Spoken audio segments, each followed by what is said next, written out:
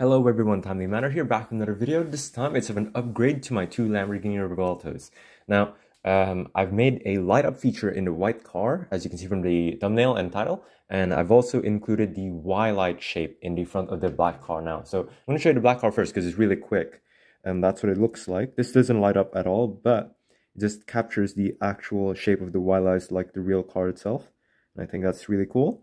So I just wanted to show that off today.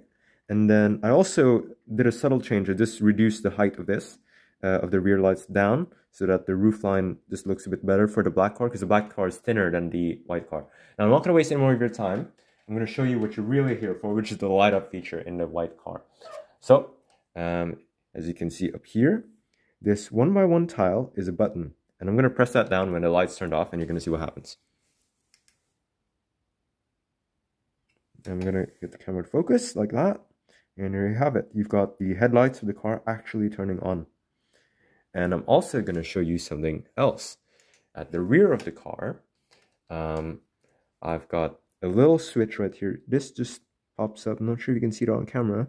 There you go. You can see a bit of light coming on. So I'm just going to press that while the light's off, and you're going to see what happens again. And there you go. You've got working rear lights as well in the car. Now, I'm going to show you how I did this actually.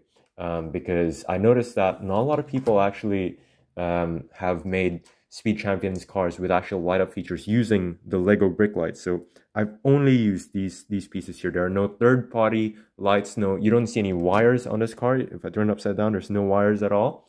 They're all activated using these brick lights you can get from sets right now. I think this one comes in the buildable Iron Man, if I'm not mistaken. I bought these off of Bricklink.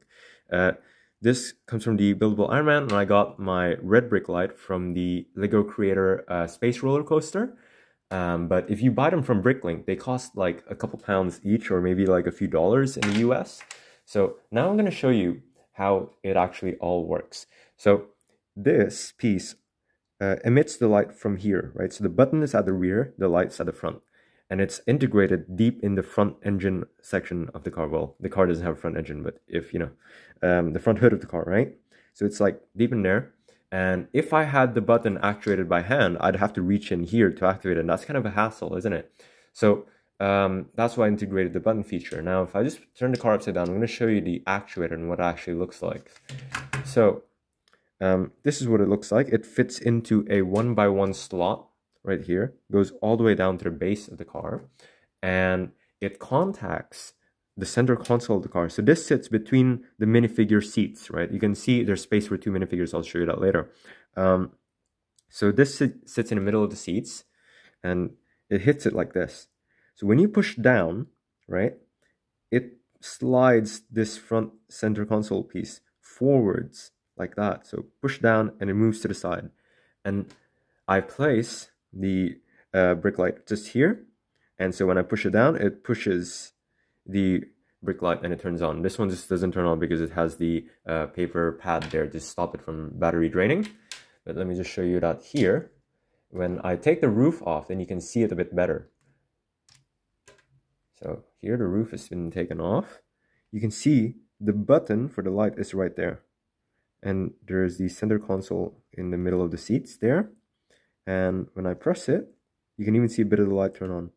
So pressing the button, and that's what happens. And if I show you again with the lights off, just to have a look at what it looks like. There you go, right? So that's how the front section is done. Now I've also made a separate sort of solution. Obviously with something needing to be held down, if you're going to try and take a picture, that's going to be a bit awkward. So I made a separate subassembly which looks like this. So if I just take off the center tile there, I replace it with this and I actually attach it, then I can have the light permanently on. So if I again turn off the lights, there you go.